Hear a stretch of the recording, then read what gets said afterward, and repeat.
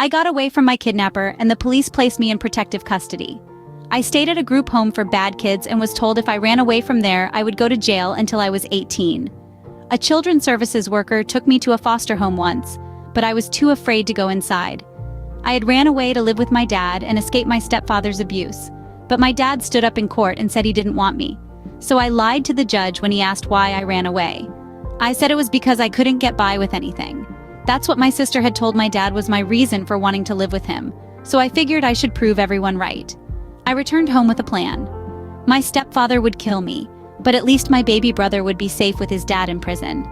I felt I had control of how and when I die. I felt I deserved that much dignity. I went to school and felt very ashamed of what I thought everyone must have heard about me. Then one day, as I was walking in the cafeteria, I had a very important spiritual experience. A voice clearly told me to pay attention to a guy in my grade named Jimmy, as I saw him in the cafeteria talking to his friends. The voice said I wasn't to approach Jimmy, and it said, "This is what goodness looks like."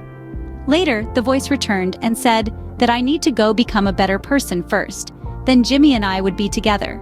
20 years later, I was going down a road past that old high school, and suddenly a voice yelled at me, right in my face. It said, "There is a guy that lives down that road with 2 kids and he needs you." A month later, I found myself driving down that road with handwritten directions in my hand to meet my new boyfriend Jim's 2 daughters. When it dawned on me, this was that road, and he has 2 kids, and he needed me. I had to pull over. I was shaking. How did these things happen? It was a few months later that I realized Jim was that boy Jimmy in high school that I was told we would be together someday.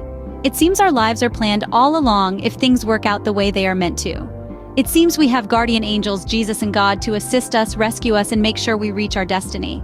The night after I drowned in 1966, I was looking at a nursery rhyme book, and when I saw the old woman that lives in a shoe, I knew I would have a lot of kids someday. I knew then I wanted to love unloved kids like me. Jim and I got married 26 years ago and adopted 9 kids the first few years of our marriage. I believe I have lived the life God chose me to live. I believe I was given the will of a wildflower to help me survive to live this life. So many times our lives are spared, miracles happen, and voices guide us to our destination. I had another near-death experience when I was 25 from an ectopic pregnancy. The spiritual and psychic experiences started up again, just like they had started after the drowning at age 5. I was 50 years old before I knew what I had, at 5 and 25, was a NDE.